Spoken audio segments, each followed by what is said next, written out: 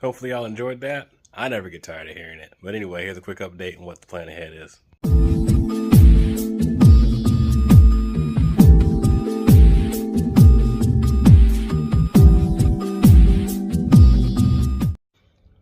So like I said, guys, a quick update on what's ahead, and well, we'll show you what we got. So we had a little bit of hiccups. I got a coolant leak somewhere around here.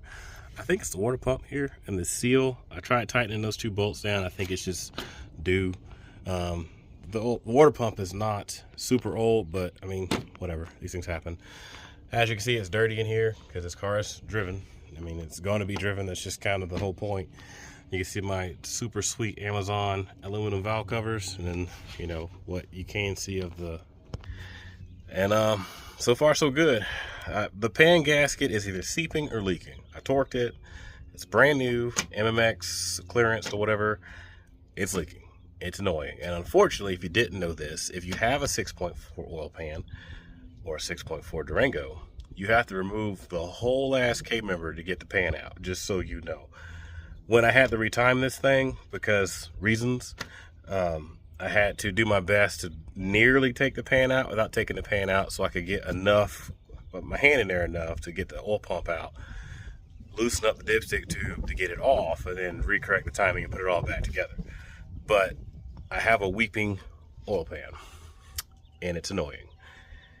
Not ideal, but at the same time, it's, as we call in the Navy, a controllable leak.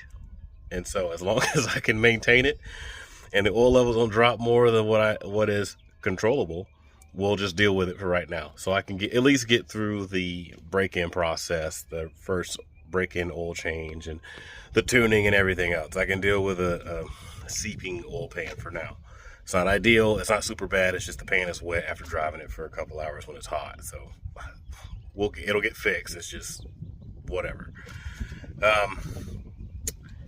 The pulley, I got a pulley, a smaller pulley, to max out the Pro Charger, the 3.0, which they said I needed. Turns out my buddy Tanner had a 3.0 with the used Pro Charger that he bought, but since he has a stock 6.4, he can't run that big old small pulley with all that boost.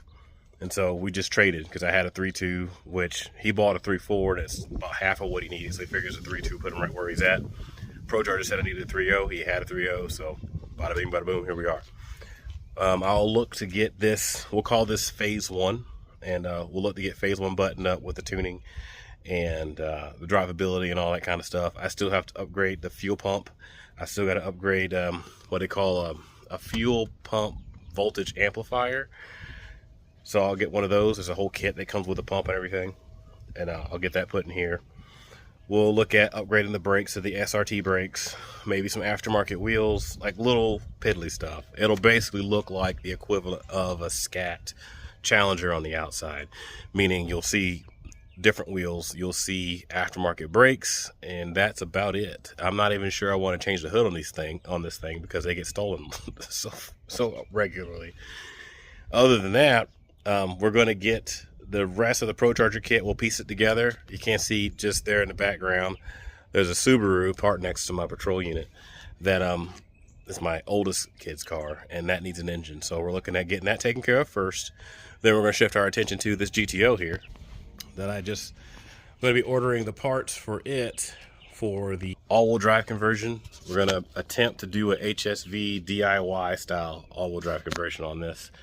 And I got parts. I'll do that. The next video update will be all about the GTO and the plan ahead. Unfortunately, it'll be a bit spaced out because, well, the parts are coming from Australia by boat. So they'll probably ship this week or next week, but they won't be here until closer to July, which is whatever. It's been sitting for 8 years, so it's another couple weeks. I do have tons of parts that have come in the mail since then from my sponsor down in Texas, Monkey Fab Garage. So I can get back hot and heavy on the GTO, the turbo kit, and cleaning up the wiring and all that kind of stuff. I've just been trying to get this thing together. So we're back to 2 vehicles, 1 in the household, and 2, it's a lot harder to pick up parts and hit the junkyard when you need to with your wife's super nice Range Rover, which, as you can imagine, she's not a big fan of putting dirty stuff into. Rightfully so. But yeah, we took the car to Arkansas just to do a shakedown and get some of the tuning worked out. Shout out to Andrew Seagraves of Wizard of Tuning, who outside of his anniversary, because he told me that he was told, rather, that absolutely no tuning on anniversary day, which is the same day I went to Fort Smith, which is fine. It drove enough to drive in a manual at low speeds, because that's the issue of the tune. Part of the tune we had issues with, but sent me a new file Saturday morning, loaded it in the car, drove fine, did a couple revisions throughout Saturday while vacationing in Fort Smith, and come Sunday morning, it was right as rain, and it is still right as rain now. So, yeah, I got no complaints, man. This is the norm, to have this leak, that leak, this minor issue, this drivability issue, oh, this part causes this phenomenon type of thing. It's part of it. Outside of those very, very minor details, the car drives really good. It sounds really mean. We went to breakfast Sunday morning, and a guy walked out of the establishment, because I had remote started it. Yes, it has remote start, and remote starts beautifully. And he does that pause that all car guys do when you walk out somewhere and you're like, what was that noise? You know what I mean? And walking up behind, I was like, that's me. I did this. You know, he was like, man, it sounds good. I was looking for that sound. I'm like, yeah, because it's from the outside, it's a plain Jane 14 Durango RT, no frills, nothing special about it, no fancy hood, none of that, which will work in my favor for the time being, until more people figure out that it's not a stock RT or stock Durango by any stretch of the imagination. But we'll cross that bridge when we get there. So, but yeah, man, this is phase one. Phase one was basically just to get it back running again, get the engine here. We're working through this leak and that leak, and despite your best efforts to put new seals and gaskets and things in these projects, something is bound to leak. Just accept it. There might be people out there who can get one-shot kill, no issues. More power to you. I haven't quite crossed that bridge yet. But despite my best efforts, there's still always something. You just can't let it discourage you. It's just part of it. But hey, I'm here. 426 cubic inches. It's cammed. It sounds great. It runs good. Little bugs. I mean, little minuscule minor bugs in certain parts of the RPM range in the tune. Just about figuring out like what the converter wants, what the transmission wants, and what the engine wants, and all that. And we'll work through that over the course of the week. But drivability wise, it doesn't overheat. Oil pressure's good. So we're riding, you know. Had to get a new fan because, sorry about that. Apparently I ran out of space. But anyway, had to get a new fan because the old fan said nope. It didn't want a fan no more.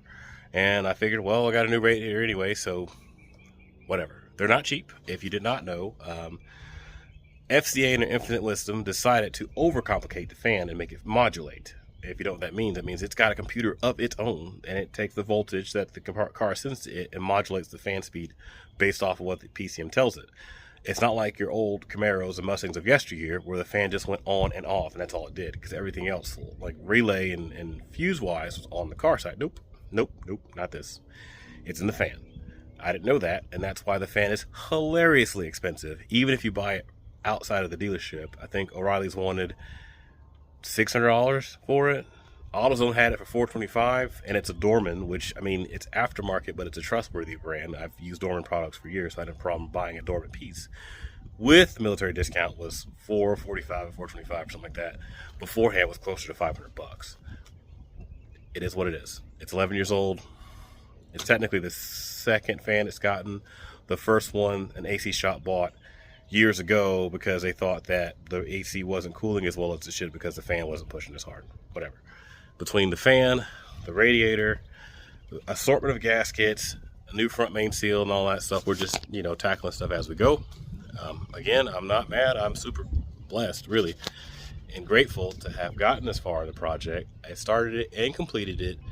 Phase one, running and driving, able to run errands. Now the next focus is to finish the break-in mileage. We'll do the, you know, first oil change after break-in, new filter, and then we'll just drive it like normal after that. I might do an additional tune, like a, you know, like a spicier tune.